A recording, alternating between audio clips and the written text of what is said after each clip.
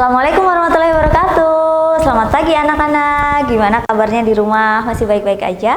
Masih sehat ya? Harus ya, tetap sehat meskipun belajar di rumah.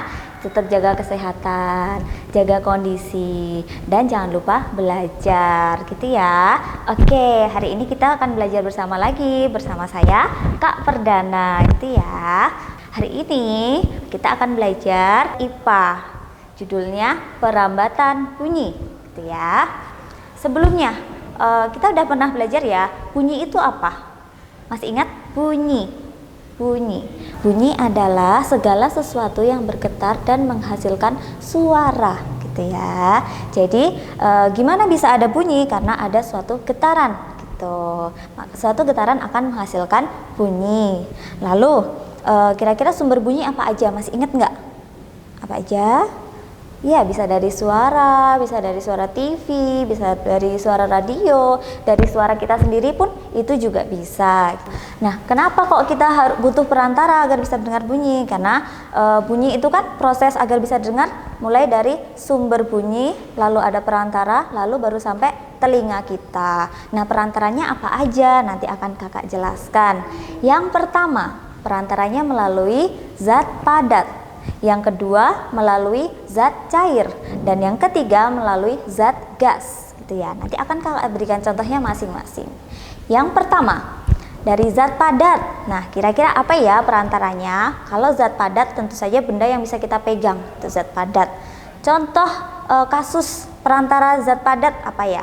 Contohnya kalau kalian menggunakan permainan telepon kaleng seperti gambar di samping ini. Nah, kalian pernah main itu enggak? Nah, itu cara mainnya dari dua kaleng disatukan dengan satu benang. Harus ditarik lurus gitu ya. Lalu teman kalian ngomong di jauh sana gitu, kalian di sini. Kalian dengarkan, maka bunyinya akan merambat melalui benang itu tadi. Itu adalah contoh zat padat gitu. Itu untuk zat padat. Lalu yang kedua ada zat cair. Zat cair contohnya apa ya? Contohnya misalnya kalian menaruh telinga kalian di dekat corong yang dimasukkan ke dalam ember. Embernya harus ada airnya karena cair, zat cair kan air gitu ya. Kalian dekatkan telinga kalian ke corong, lalu coba kalian pukul embernya. Pasti akan kedengeran gitu ya. Oke, nanti coba praktekkan. And the last yang terakhir. Nah, itu melalui zat gas. Kalau dari zat gas apa? Coba ada yang tahu? Ya, melalui udara biasa seperti yang kita dengar ini. Contohnya ya, misalnya kantor sekolah kalian ada di ujung gitu, misalnya ruangan paling ujung. Di sana ada lonceng. Terus penjaga sekolah mukul lonceng. Kalian di dalam kelas bisa dengar. Kenapa coba? Karena suaranya melalui udara, suaranya merambat melalui udara gitu. Coba kalau menurut kalian kira-kira apa yang paling cepat menyalurkan bunyi? Apa coba? Zat gas, ya benar, zat gas. Kenapa? Karena partikel-partikel penyusun zat gas itu sangat rapat gitu, jadi lebih cepat menyalurkan bunyi. Contohnya juga kalian mukul meja, lalu letakkan telinga kalian dekat meja, pasti nyaring ya gitu. Nah, terus kalau yang paling lambat apa Kak? Yang paling lambat itu air.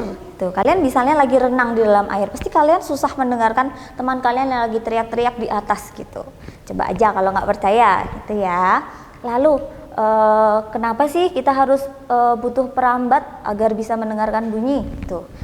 Karena bunyi itu kan suatu getaran. Nah, getaran itu harus ada perambatnya. Sebagai contoh misalnya di luar angkasa. Di luar angkasa itu hampa udara, nggak ada udara gitu ya. Jadi kalau di luar angkasa para astronot itu gimana bisa komunikasi dengan astronot lainnya? Tahu nggak gimana caranya? Ya, mereka pakai alat komunikasi khusus untuk astronot gitu. Jadi mereka bisa saling berkomunikasi karena di luar angkasa itu nggak ada udara, hampa udara gitu. Oke, nah coba setelah kalian belajar tentang perambatan bunyi, kalian coba praktekkan ya, melalui zat perantara padat itu tadi, coba bikin telepon kaleng. Lalu zat cair, kalian bisa coba kalau ada corong, ember, diisi air di rumah, coba dipraktekkan. Lalu kalau zat gas itu mudah ya, kalian bisa dengarkan dalam kehidupan sehari-hari. Okay, I think enough for today. Thanks for your attention. Setelah ini jangan lupa coba dipraktekkan di rumah ya. Thanks for your attention and see you in the next video. Bye bye. Assalamualaikum warahmatullahi wabarakatuh.